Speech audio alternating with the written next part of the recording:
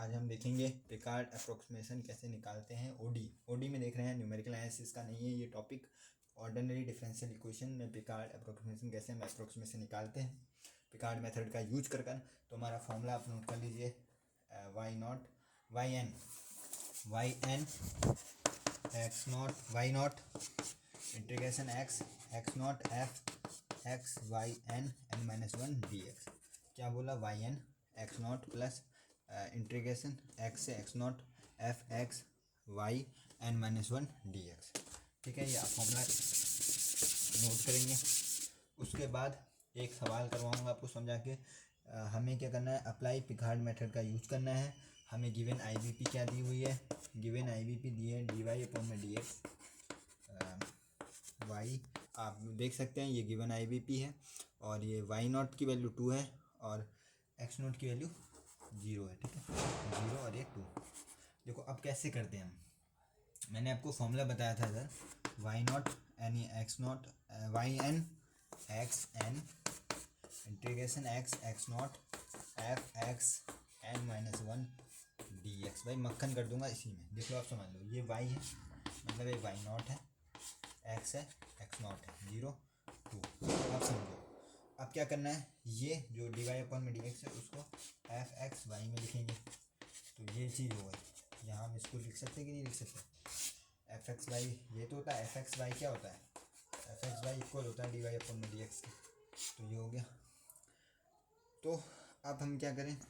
यदि y N minus one है, y N minus one 2x² कितने टर्म तक निकालना है? 3 अप्रोक्सीमेशन आपको क्वेश्चन बोला है। फिर से क्वेश्चन हम लोग अप्लाई करना है पिकार्ड मेथड का। गिवन आईवीपी है, 3 अप्रोक्सीमेशन निकालने हैं ये है और एक्स नोट वाई नोट दिए, आप नोट कर लेना। ठीक है, इस तरीके से बताएंगे। तो यहाँ पे हमने क्या समझा, यहाँ तक का देखा कि हमने इसका यूज़ करा।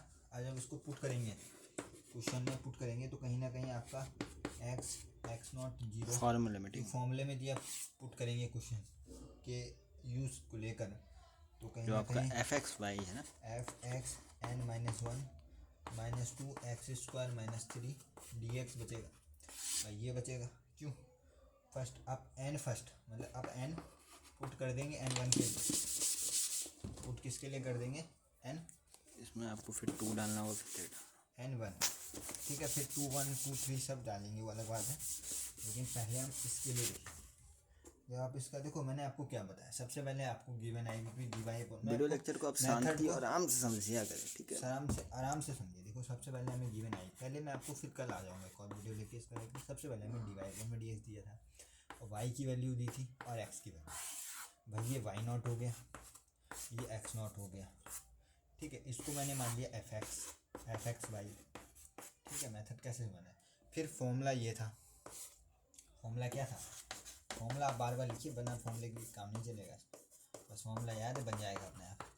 भाई अब जो हमने एफ एक्स माना उसमें वाई क्या है? एन माइनस वन है, डाल दिया। अब एन क्या होना चाहिए? 1 होना चाहिए, 1 होगा।